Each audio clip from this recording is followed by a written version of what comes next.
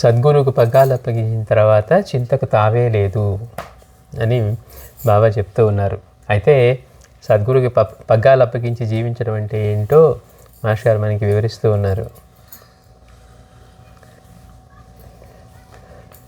మనకి అనుభవం అయ్యే ఏదైనా కష్టమైనా ఏవైనా కానీ సుఖాలు కానీ మన సంస్కరణ కోసం గురువు ప్రసాదించే ఔషధంగా ప్రేమతో స్వీకరించగలగటమే పగ్గాలు అప్పగించడం అంటే. మళ్ళీ చేయడం లేదు బాబా, ఏదో ఓర్చుకుంటున్నాను కానీ మొత్తానికి కష్టపడుతున్నావు అనే మాట కూడా రావడానికి అవకాశం లేదు. చూడండి, అంటే ఇక అది కష్టమా సుఖమా అనే ఆలోచన కూడా లేకుండా ప్రేమగా స్వీకరించగలగాలంట. అట్లా జీవించగలిగితేనే పగ్గాలు అప్పగించినట్టు. అంటే అంతేగాని ఏదో తర్వాత ఏం చేయాలి, నన్ను నువ్వే చేయి, ఇంజనీరింగ్ చేస్తావా డాక్టరింగ్ చేస్తావు, 2 ఆప్షన్లు ఇస్తున్నావు అన్నావు అనుకోండి, పగ్గాలు ఎక్కడ అప్పగించినట్టు? 2 మనం అనుకున్న అదైనా పర్వాలేదు ఇదైనా పర్వాలేదు అనుకొని రెండింటిలో ఒకటి చేయనట్టుగా ఉంటుంది. అంటే పగ్గాలు అప్పగించినట్టు అది కాదట. కిక్కురు అనకుండా ఏది వచ్చినా కానీ అనుభవించాల్సి వచ్చినప్పుడు బాధ కూడా పడకూడదంట. ప్రేమతో ఇది నాకు గురువు ప్రసాదించిన, నా సంస్కరణ కోసం ప్రసాదించిన ఔషధం. రెండోది, నిజానికి మనం చేసిన కర్మలే మన అనుభవానికి వస్తాయి, అయినప్పటికీ మళ్ళీ ఆయన మీదే వేస్తున్నాం ఇది గురువు ప్రసాదించాడని. అప్పుడన్నా నోరెత్తకుండా ఉంటామని. కానీ ఆయన మనకెందుకు ఈ కష్టాన్ని ఇస్తాడు? మనం చేసుకున్న వాటి నుంచే. అందుకని ఇట్లా చెప్తున్నారు. అయితే మనకు వచ్చే సమస్య మళ్ళీ ఊరికే గుర్తు చేసుకుంటూ ఉన్నాం. ఇక కష్టాలని వీటిని అవి వచ్చినట్టుగానే అనుభవించాలి. భగవంతుని, అది గురువుని ఆశ్రయించి తొలగించుకోకూడదు, ఆయన కోరికలు కోరుకోకూడదు అంటే అసలు గురువుని ఎందుకు ఇక మనం ఆయన ఆశ్రయించడం అనే ప్రశ్న మనకి ఉదయిస్తుంది. అదేంటండి, ఎవరైనా కష్టాలు వచ్చినాయి లేదా కోరికలు ఉన్నాయనే కదా భగవంతుడినో గురువునో ఆశ్రయించేది. మరి ఆయన ఆశ్రయించాక కూడా ఇలాంటివి కోరకూడదు అంటే ఇక మరి ఆయన పట్టుకున్న దేనికి? అంతకుముందులాగే ఉంటాం కదా, అయిన రోజు అవుతుంది లేని రోజే లేకపోతుంది అని మనకు అనిపిస్తుంది. అయితే గురువుని ఎందుకు పట్టుకోవాలో మనకి అంటే మాస్టర్ గారు అంటున్నారు, అసలు కష్టాలు అనేవి ఎందుకు కలుగుతాయి, సుఖాలు అనేవి ఎందుకు కలుగుతాయి, మనకి సుఖాల మీదకి ఎందుకు మన మనసు లాగుతుంది, ఇవన్నీ అవగాహన లేకపోవటం వల్ల మనం వాటిని కోరుకుంటూ ఉన్నాము. అందుకని మాస్టర్ ఏం చెప్తున్నారు, గురువుని పట్టుకుంది మనం దుఃఖ నివృత్తి కోసం. ఆయన మనకి దుఃఖ నివృత్తిని ప్రసాదించగలడు. దుఃఖం అంటే ఎప్పుడో జరిగే ఒక సంఘటన కాదు, అనుక్షణం మనలో ఉండే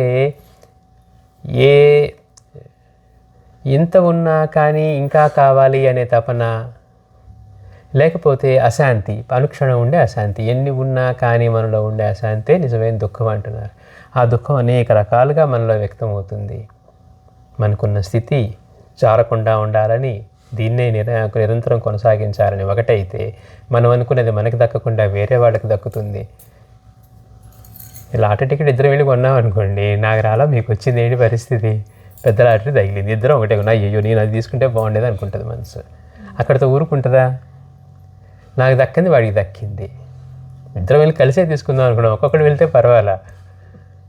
అంటే మనకి దక్కింది పక్కన వాళ్ళకి దక్కిందన్న విషయం కూడా మనం దాని గురించి పడేది కూడా దుఃఖమే. అంటే ఎన్నో రకాలుగా ఉంది దుఃఖం మనలో. కాబట్టి మనిషి ఎందుకు జీవించాలి అంటే మరణం అంటే భీతి కనుక అంటున్నారు. మరణం అంటే ఎందుకు భీతి తెలియదు కనుక. పోనీ జీవిద్దామా అంటే మనలో ఉన్న ఈ అశాంతి మనలో వ్యక్తం అవుతూ ఈ జీవిత భీతిని దాచి మనలో ఎలా ప్రకటమవుతుందట అంటే ఒంటరితనంగాను తోచంతనంగాను ఉండి 24 గంటలు ఇంపల్సివ్గా మనం ఏదో ఒక దానిలో మనల్ని మనం పెట్టుకొని బిజీగా ఉంటే తప్పించి మనకి ప్రశాంతంగా ఉండలేని పరిస్థితి. అమ్మో ఒంటరిగా ఉండలేకపోతుందండి, కూర్చొని ఇంకా దాన్ని తుడుస్తున్నా దీన్ని తుడుస్తున్నా లేకపోతే ఫోన్ తీస్తున్నా అది తీస్తున్నా అని ఎందుకంటున్నావు అంటే మనలో అంతటి అశాంతి ఉంది, ప్రశాంతంగా కూర్చోలేకపోతున్నాం అనేది అశాంతి. అలా కాకుండా ఏమంటారు చాలామంది, అది ఒక అచీవ్మెంట్ లాగో లేదా గొప్ప క్వాలిటీ లాగో, నేను అసలు ఖాళీగా కూర్చోనండి అంటాం. ఖాళీగా కూర్చోవడం చేత కాకపోతే ఏం చేస్తాం మనం? ఖాళీగా కూర్చోవడం చేత కాకపోతే ఏం చేస్తాం? కానీ దాన్ని అది గుర్తించక మనం ఏమనుకుంటున్నాం, అదొక పెద్ద హై క్వాలిటీ లాగా. అమ్మో నీ ఇంట్లో ఖాళీ కూర్చోంటే నా వల్ల కాదండి, ఇప్పుడు తిరుగుతూనే ఉండాలి అంటాం. కనుక గురువుని అంటే ఈ కష్టాలు సుఖాలు అంటే ఏంటి, వాటి పట్ల అవగాహన లేకపోవటం వల్ల మనం వాటిని మాత్రమే ఎందుకు కోరుకుంటున్నాం, గురువు నుంచి మనం కోరకుండా ఆయన ఇచ్చిన వాటిని ప్రసాదంగా రెండింటినీ అనుభవిస్తూ మనల్ని చిత్తశుద్ధిని సాధించుకుంటూ ఆయన అనుగ్రహంతో దుఃఖ నివృత్తిని కలిగించుకోవడం కోసం అవగాహన లేనప్పుడు ఏమవుతుందంటే, ఇంక నేను ఎందుకంటే ఇవన్నీ చేసి ఏం ఉపయోగం అనిపిస్తుంది మనసుకి. కానీ ఆయన ఇవ్వదలుచుకుంది ఏంటి, ఆయన స్థితిని. మనమేమనుకుంటున్నాం, ఇప్పుడున్న కష్టమో కోరిక అనుకుంటున్నాం. కానీ అప్పటికప్పుడు అది అనుకుంటున్నాం, కానీ తర్వాత రోజు నుంచి మళ్ళీ ఇంకోటి యాడ్ అవుతుంది. ఎందుకని మన లిస్ట్ బాగా ఎప్పుడు నెవర్ ఎండింగ్ లిస్ట్ అనమాట.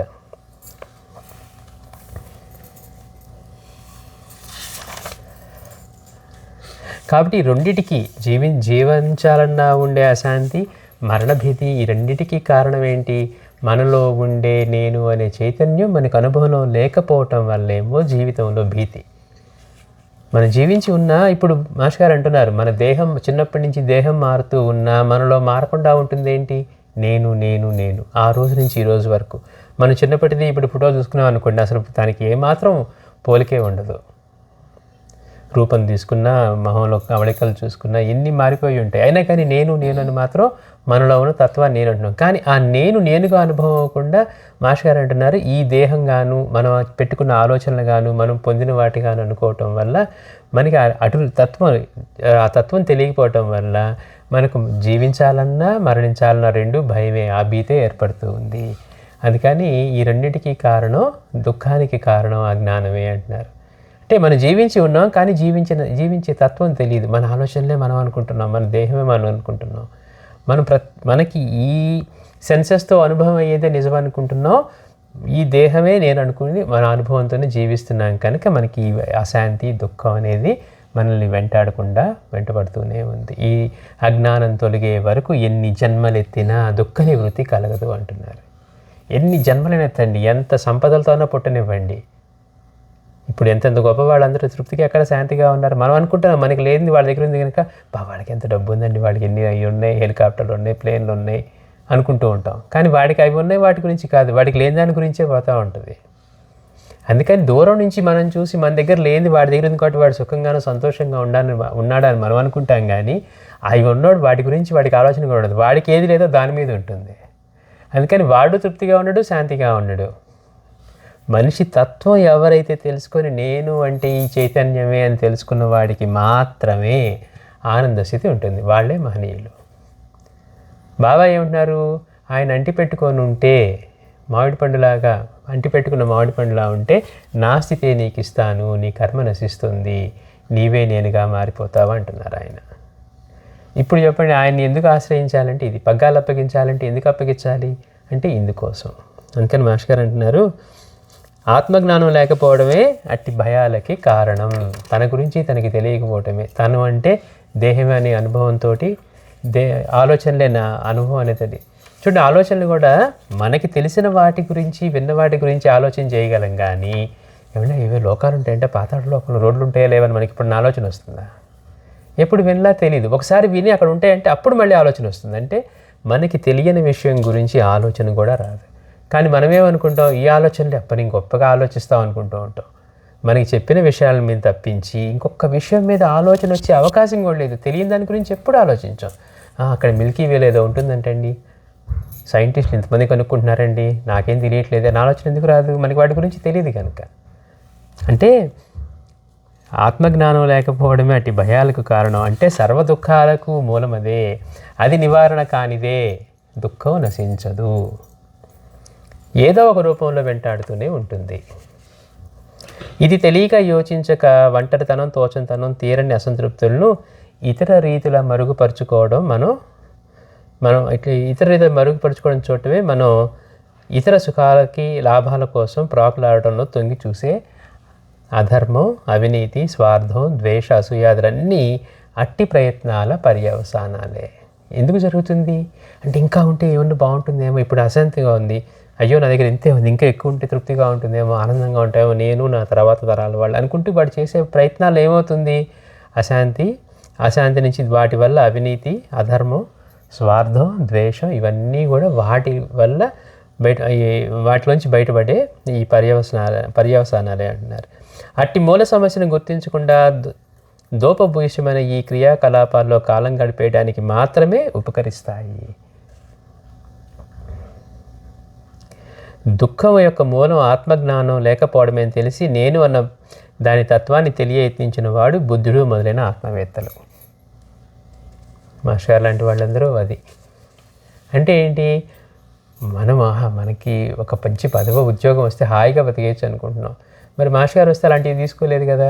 ఆయన ఏమంటున్నారు, నేను మృత్యువుని జయించలేదు, నాకు ఇంకా ఆ శక్తి రాలేదు అంటున్నారు. వాళ్ళ లక్ష్యాలు చూడండి. మనమేమో ఒక చిన్న జాబ్ ఏదో గవర్నమెంట్ జాబ్ వచ్చేసే చాలండి, సెంట్రల్ గవర్నమెంట్, అది మన ఊర్లో అయితే ఇంకా మంచి, ఇట్లాంటి ఆలోచనలు చిన్న చిన్న వాటితోటి మనం తృప్తి పడదాం అనుకుంటాం. నిజంగా అక్కడికి వెళ్తే అలా ఏమి ఉండదు. అందులో జరిగే దానిలో మనం పాల్గొనటం కానివ్వండి, ఏదైనా. కానీ ఆయన ఏమంటున్నారు, ఇలాంటివి కాదు, ఈ మృత్యువుని జయించలేదా అని అవగాహన కలిగి శాంతి కలిగిన తర్వాత కూడా మాస్టర్ గారు ఏమంటున్నారు, నేను ఇంకా మృత్యువుని జయించలేదు కాబట్టి ఇది కొనసాగుతూనే ఉంటుంది అన్నారు. అంటే ఆ స్థితి పొందే వరకు అది.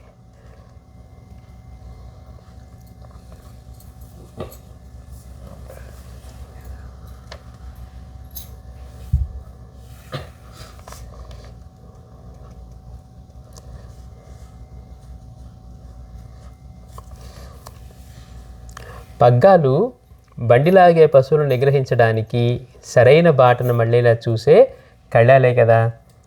పశువులకి బండికి వాటి పగ్గాలు ఎందుకు వేస్తారు అంటే పక్కకి లాగకుండా వాటిని సరైన దారిలో నడిపించడానికి. కాబట్టి బండిలాగే పశువులను నిగ్రహించడానికి సరైన బాటలో మళ్ళీలా చేసే కళ్ళాలే కదా. గురువు యొక్క ఆజ్ఞపై పూర్ణ విశ్వాసము, ఆయన బోధనలను మననం చేయడం వల్ల కలిగిన మనోనిశ్చయాల సహాయంతో సామాన్యంగా మనల్ని కార్యోన్ముఖులు చేసే అల్పమైన మనోభావాలను, వ్యామోహాలను నిగ్రహించి ఇంద్రియాలను, దేహాన్ని ధర్మ మార్గాన్ని నడిపించడమే గురువుకి పగ్గం అప్పగించడం అంటే. ఎలా పడుతుంది అంటే ఆయన ఏది ప్రసాదించినా జీవించే విధానం ఒకటైతే, ఇంకోటి ఏంటట అంటే ఇవన్నీ దేనికోసం పెట్టారు, పగ్గాలు దేనికి ఉన్నాయి, పశువుని నిగ్రహించి దారి మళ్ళకుండా ఉండటం కోసం. అలాగే మనలో కూడా మనం ఆయనకి పగ్గాలు అప్పగించడం అంటే మనలో కలిగే భావాలు, తర్వాత మనోభావాలు, వ్యామోహాలు, వీటిని నిగ్రహించి ఇంద్రియాల్ని, దేహాన్ని ధర్మ మార్గాలను నడిపించడమే. అంటే చూడండి, మనం పగ్గాలు అప్పగించడం అంటే ధర్మ మార్గంలో జీవిస్తూ మనలో వచ్చే మనోభావాలని, వ్యామోహాలని, వ్యామోహం అంటే మనం అంతకుముందు చెప్పుకున్న అన్నిటి మీద కావాలని కోరిక కలగటం, అది ఉంటే బాగుంటుందండి, వెంటనే అయిపోయింది, దాని మీద వ్యామోహం వచ్చేస్తుంది, అంతే కదా. అందుకని ఇలా కాకుండా ధర్మ మార్గాన్ని జీవించడం, ఇట్లా జీవించడమే గురువుకి పగ్గాలు అప్పగించడం అంటే. ఈ విషయాన్ని గుర్తించారు కనుకనే శ్రీ సాయి కూడా తన సాటి సాధకులతో ఏం చెప్పారట, మిగిలిన వాళ్ళందరూ శాస్త్రాల గురించి చెప్తున్నారు, ఆత్మీయ సత్యం, దాన్ని మనం నిగ్రహిస్తూ ఇలా ఉండాలి, దాన్ని గమనిస్తూ ఉండాలి అని. బ్రహ్మసూత్రాలు ఒకళ్ళు చెప్తున్నారు, ఇంకొకళ్ళు ఏదో సూత్రాలు చెప్తున్నారు, ఇలా చెప్తున్నారు. కానీ ఆయన మాత్రం ఏమన్నారు, తను మన ధనాలను గురువుకు అర్పించి కర్తవ్యాన్ని నిర్వహించడం ఒక్కటే భగవత్ప్రాప్తికి సాధనమని చెప్పి అలానే చేసి కృతార్థులైనట్లుగా వారి చరిత్ర రుజువు అంటే బాబా అన్నారు. ఆ నలుగురు మిత్రులు కలిసి వెళ్తున్నప్పుడు వాళ్ళ దారిలో చర్చించుకుంటూ ఉన్నప్పుడు ఒక్కొక్కరు ఒక్కో విధంగా చెప్తున్నారు, ఈ ప్రపంచం అంతా అసత్యం, ఇట్లా ఒకళ్ళు అలా అంటున్నారు, ఒకళ్ళేమో మనం ఆత్మీయ సత్యం, మనం మనసుని నిగ్రహించి దీన్ని గుర్తించాలని, ఇలా అంటే మనం అందరూ చర్చలు చేసుకొని గ్రంథాలు చదువుకుంటూ ఇలాంటివే చేస్తూ ఉంటారు. కానీ బాబా ఒక్కడే మాత్రం ఏమన్నారు, తనువుని, మనస్సుని, ధనాన్ని గురువుకు అర్పించి మన కర్తవ్యాన్ని నిర్వహించడం ఒక్కటే మనం చేయవలసింది అని చెప్పి, అదే భగవత్ ప్రాప్తికి సాధనం అని చెప్పి అట్లానే చేసి కృతార్థులైనట్లుగా వారి చరిత్ర ఈరోజు. ఎందుకని మిగిలిన వాళ్ళు గురువుని గుర్తించలేదు. ఆయన అసమానమైన ప్రేమని, వీళ్ళ పట్ల చూపిన ప్రేమని గుర్తించకుండా ఆయన ఏదో వారికి కూలివాళ్ళలాగా అటవికుడిగా కనిపించడం వల్ల మళ్ళీ అదృష్టం కొద్దీ వెనక్కి తిరిగి వచ్చినా కానీ వాళ్ళు మాత్రం దాన్ని తలదనుకొని వెళ్ళిపోయారు. బాబా మాత్రం ఆయన్ని స్వీకరించి గురువుగా ఆయన చెప్పినట్లుగా తర్వాత పూర్ణత్వం చెందినట్లుగా చెప్తూ ఉంది వారి చరిత్ర. ఇది గుర్తించక కోరికలు అనంతంగా కోరడం ద్వారా భయాన్ని దూరం చేసి కోరికలను పరిపూర్ణం చేసుకోవచ్చన్న భ్రాంతి ఎలా నిష్ఫలము, అవాంఛనీయమో తెలుసుకోవడం కోసమే మన పెద్దలు దేవతల నుండి రాక్షసుల వరాలను పొందిన కథలను పొందుపరిచారు. పట్టుకొని మనం ఎట్లాగా వాళ్ళని మెప్పించి, భగవంతుడినో మన గురువునో మెప్పించి మన కోరికలు తీర్చుకోవటము, ఇలాంటి వాటి వలన జరిగే అవి ఎట్లా నిష్ఫలం అవుతాయి, అవాంఛనీయమో తెలుసుకోవడం కోసమే మన పెద్దలు ఏం చేశారంటే దేవతల నుంచి రాక్షసుల వరాలు పొందిన కథలను పొందుపరిచారు. వాళ్ళు ఘోరమైన తపస్సులు చేశారు, వాళ్ళు సాధన చేశారు, మహర్షులు చేశారు.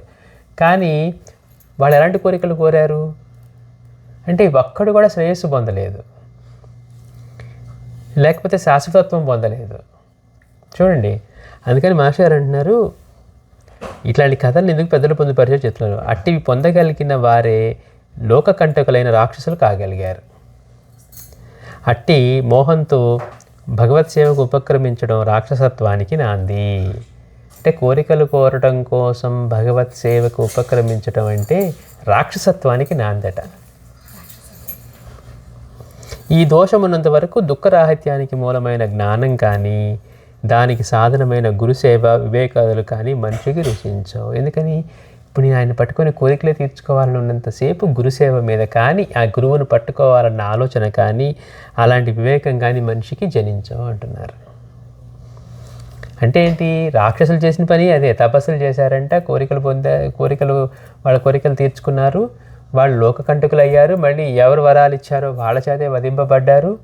అంతే తప్పించి మహర్షుల్లాగా శాశ్వతాన్ని పొందటమో దేవతల చేత నమస్కరింపబడే వాళ్ళలాగా తయారవడమో వాళ్ళు కాలేకపోయారు. అందుకని ఆయన్ని ఆశ్రయించి కోరికలు తీర్చుకోవడమే అనే పనే కనుక అయితే మనలోని రాక్షసత్వానికి నాందట అది. అక్కడ రాగదు కదా ఇంకా పెద్ద పెద్ద కోరికలను అట్లా. ఒకవేళ ఎప్పుడైనా తాత్కాలికంగా హృదయంలో గురుభక్తి ఉదయించినా అట్టి వారికి మరణం లోపించడం చేత ఆ దోషం మరలా హృదయాన్ని ఆక్రమించి సద్గురువు పట్ల అవిశ్వాసము అశ్రద్ధల రూపంలో మనిషిని పతనం చేస్తుంది. ఏదో పొరపాటున అట్లా లైట్ వెలిగినట్టుగా మనకు కూడా కొంచెం ఒక క్షణం గురుభక్తి వచ్చినా కానీ అది మనలో ఇంకా అవగాహన స్థిరం కాలేదు. నేను గురువుని పట్టుకొని దుఃఖ నివృత్తి పొంది జీవితాన్ని సార్థకం చేసుకోవాలి అనే ఆలోచన లేదు కనుక మనకేమవుతుంది? మళ్ళీ కోరికలు తీర్చుకుందామని ఆయన్ని ఆశ్రయించడమో భగవంతుని ఆశ్రయించడమో ఉపాసించేవాడిని ఆశ్రయించడమో చేస్తాం.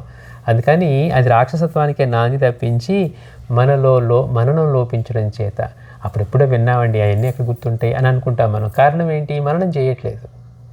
అప్పుడెప్పుడో కోరిక వచ్చిందండి ఇంక నాకు గుర్తులేదు అంటామా మనం. దాన్ని రోజు గుర్తు చేసుకుంటూ ఉంటాం, ఇంకా తీరలేదనో లేకపోతే తీరిందనో.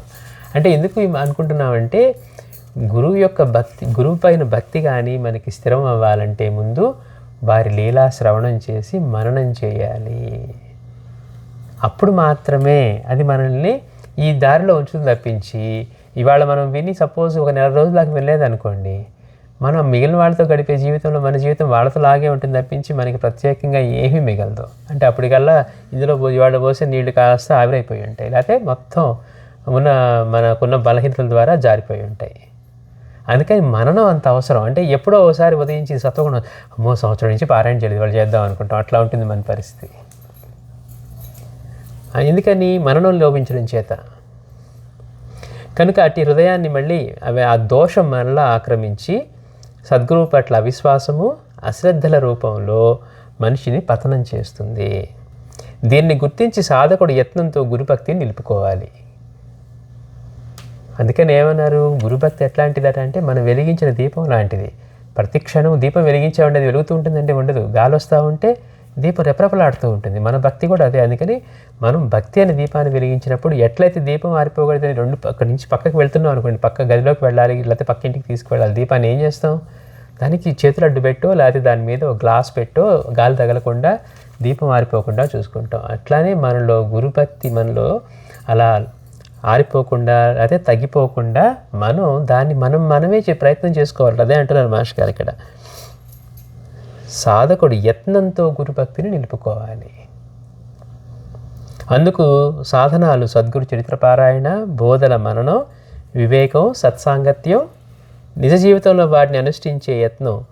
ఈ దోషాన్ని గురించే సాయి శరీరంలో ఒక హీనజాతి వాడు ఉన్నాడు, వాడిని వెళ్ళగొట్టాలి అన్నారట. ఎందుకు అంటే ఇట్లాంటి దోషాలన్నీ మనలో ఉన్నాయి. మననం చేసుకోకపోవటం వల్ల ఏమవుతాయి? ఆ దోషాలన్నీ మనం స్థిరమైపోతాయి. వాడు చేయట్లేదు, నెక్స్ట్ వీక్ కాదు నా పై వీక్ ఇట్లా వెళ్ళిపోతూ ఉంటుంది తప్పించి మననం చేసుకున్నాం అనుకోండి. మనం వచ్చింది దేనికంటే రోజు మొత్తంలో మనం కొంతసేపు కూడా ఆయన స్మరించుకోలేనంత బిజీగా ఉన్నామా? మనం అనుకునేది నిజమేనా? మనకేమీ శాశ్వతత్వం లేదు.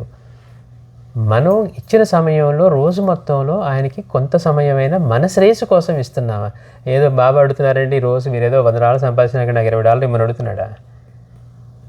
బాబా ఏమంటారు? మీకు ఇచ్చిన సమయంలో కొంత సమయాన్ని నాకు కేటాయించి మీరు శ్రేయస్సు పొందండి అంటున్నారు. దానికి మనం సిద్ధంగా లేవు. లేదు బాబా ఇవాళ కాదు నీకు రేపిస్తాను, నాది తగ్గిపోతుంది అనటానికి లేదు మంది. ఎందుకని? ఆయన ఎవరి కోసం అడుగుతున్నాడు అంటే మన శ్రేయస్సు కోసం అడుగుతున్నారు. కానీ మనకి దాని పట్ల ఆసక్తి లేదు, ఆయనకు ఉన్న ఆసక్తి మనకి లేదు. అది మనం గుర్తుపెట్టుకోవాల్సింది. అందుకని ఈ దోషాన్ని గురించే శరీరంలో ఒక హీనజాతి వాడు ఉన్నాడు, వాడిని వెళ్ళగొట్టాలి అన్నారట. పైచర్య దృష్ట్యా పురాణాంతర్గతమైన రాక్షసుల కథల దృష్ట్యా చూస్తే అర్థమయ్యేది ఇదే. మరో బాబా సూక్తి, మంచి యొక్క ఫలితం గొప్పది, చెడుకు ఫలితం స్వల్పం. ఇది తెలియకనే చెడు ద్వారా వాంఛితాలు నెరవేర్చుకో చూసిన వారు చెన్నబసప్ప వీరభద్రపల్లాగా అనేక జన్మలు పాడు చేసుకొని దుఃఖాన్ని పొందుతారు. అంటే ఎట్లాగైనా ఆ ధనాన్ని కాజేయాలనుకున్నాడు. చూడండి, భార్య దగ్గరది కూడా కొట్టేశాడు చివరికి. మందిరానికి అంటే ఆ శివుడు నాకే చెప్పొచ్చు కదా అన్నాడు. పైగా పాపం భార్య ఇచ్చిన వాటిని తీసుకొని వాటిని ఖర్చు పెట్టాడా అంటే అది చేయలేదు. అందుకని అలాంటి అధర్మ మార్గాన వీటిని సుఖాలను పొందాలనుకో వాడి ఉద్దేశం ఎందుకు? అవన్నీ ఉంటే సుఖం ఉంటాయనే కదా, డబ్బులు ఉంటే ఆ సంపదలు పొలాలు అవన్నీ ఉంటే వాడి డబ్బు ఉంటే ఆనందంగా ఉంటాడని వాడి ఉద్దేశం. అందుకని అధర్మాన్ని చేస్తారు. అందుకని ఇందాక మాస్టర్ అంది, వాటి కోసం ప్రయత్నించేసే విధానంలో అధర్మము, అవినీతి, స్వార్థం, ద్వేషం ఇవన్నీ అక్కడి నుంచి పుట్టుకొస్తాయి. ధర్మంగా వాడి పని వాడు చేసుకున్నాడు అనుకోండి, వాడికి ఏముంటుంది? ఇలాంటివి ఏమి ఉండవు. తొందరగా సాధించాలి, తొందరగా పొందేసేయాలి, ఎలాగోలా సాధించాలి అని అనుకున్నప్పుడు ఇవన్నీ కూడా మంచి వస్తాయి అంటున్నారు. కాబట్టి మంచి యొక్క ఫలితం గొప్పది, చెడుకు ఫలితం స్వల్పం. అంటే తెలియకనే చెడు ద్వారా వాంఛితాలు నెరవేర్చుకోదలిచిన వాడు చెన్నబసప్ప వీరభద్రపల్లాగా అనేక జన్మలు పాడు చేసుకొని దుఃఖాన్ని పొందుతారు. ఆత్మజ్ఞాన సాధకమైన జీవిత విధానం మంచి, తద్విరుద్ధమైన చెడు అని కొంచెం యోచిస్తే తెలుస్తుంది. మంచి చెడులు అంటే అక్కడ మనకి ఇచ్చిన జీవితంలో జ్ఞాన సాధకమైన జీవిత విధానం, ఇలా జీవించడం ద్వారా నేను ఆత్మజ్ఞానం పొంది దుఃఖాన్ని అతిక్రమించి నేను దుఃఖరాహిత్యాన్ని జన్మరాహిత్యాన్ని పొందాలి అని తెలిసి దానికి యత్నించడం మంచి. దానికి విరుద్ధమైనది చెడు అని కొంచెం యోచిస్తే తెలుస్తుంది. మంచి యొక్క ఫలితం గొప్పది, చెడుకు ఫలితం స్వల్పం అని చెప్పింది బాబా. అందుకేట మంచికి ఫలితమైన భగవదానుభూతి చెడును ఆశ్రయించే వారికి ఎలా వస్తుంది? అందుకే సాయి అన్నారు, భగవంతుడికి చెడంటేను, చెడుకు భగవంతుడు అంటేనే భయం అని. ఆయనకి భయం ఏంటి అంటే అది పొందకుండా చేస్తుంది. ఆయన ఇవ్వదలుచుకున్న దాన్ని, ఆ భగవదానుభూతిని ఇది పొందకుండా చేస్తుంది కనుక భగవంతుడికి చెడంటే భయం అన్నారట. చెడుకి భగవంతుడు అంటేను, భగవంతుడికి చెడు అంటేను భయం అన్నారు. ఇక్కడ భయం అన్నది రూపకాలంకారంగా తీసుకోవాలి, అంతేగాని భయం అంటే బాబా చూసి భయపడిపోతున్నారని కాదు. వెలుగుకు చీకటి అంటేను, చీకటికి వెలుగు అంటేను భయం, ఎందుకని అది వేగనేది ఉండదు అన్నట్లుగా ఆ రెండింటికి కూడా పొత్తు కుదరదని, ఒకటి ఉన్న చోట రెండవ దానికి తావు లేదని భావం. ఉంటే చీకటి ఉంటుంది, లేకపోతే వెలుగు ఉంటుంది. ఏమంటే వెలుగు చీకటి రెండు కలిసి ఉన్నాయండి అంటానికి ఉండదు.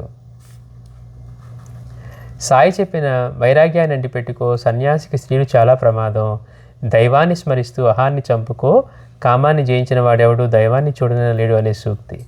అది ప్రధానంగా సన్యాసికి, బ్రహ్మచారికి ఉద్దేశించబడిన తగుమాత్రంగా అందరికీ వర్తిస్తుంది అంటున్నారు.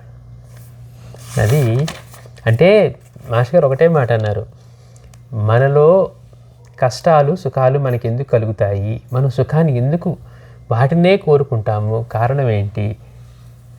అది తెలియకపోవటం వల్ల, దుఃఖాన్ని అతిక్రమించడం ఎట్లా అనేది లేకపోవటం వల్ల, లేదు ఆయన ఆశ్రయించి కోరికలు పొందటమే మనలో ఇదిగా పెట్టుకుంటే, అలా పెట్టుకొని పొందిన రాక్షసులు వాళ్ళు ఏం శ్రేయస్సు పొందారు, మనలో కూడా ఇంకా ఆ రాక్షస ప్రవృత్తే మనలో మొదలవుతుంది, అదే నాంది అవుతుంది. అలా కాకుండా ఆ ధర్మ మార్గాన జీవిస్తూ అంటే మన మనోభావాలని, మన బలహీనతలని, తర్వాత వ్యామోహాలని నిగ్రహించి ఇంద్రియాలని, దేహాన్ని, రెండింటినీ కూడా, ఇంద్రియాలని దేహాన్ని, ఎందుకని ఇంద్రియాలతో మనం ఆలోచన చేస్తాం, ఇంద్రియాలని దేహాన్ని ధర్మ మార్గంలో నడిపించడమే గురువుకి పగ్గాలు అప్పగించడం అంటే చూడండి ఎంత కష్టమైందో. పగ్గాలు అప్పగించడం అంటే అసలు ఎలాంటి స్థాయిలో జీవించాలి, అది బాబా చెప్పిన సూక్తి. సద్గురువుకి పగ్గాలు అప్పగించిన తర్వాత చింతకు తావే లేదు అంటున్నారు. శ్రీ సచ్చిదానంద సద్గురు సాయినాథ్ మహారాజ్ కీ జై.